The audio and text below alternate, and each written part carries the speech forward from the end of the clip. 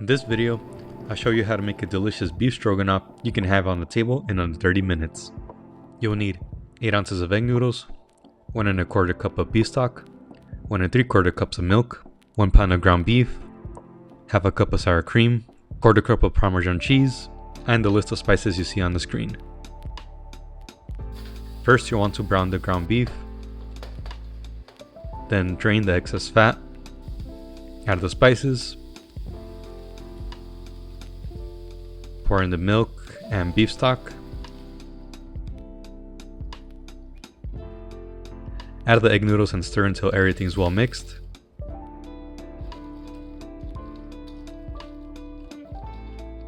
Bring the mixture to a boil, then cover, reduce the heat, and simmer for about 7 minutes, stirring occasionally until the egg noodles are tender.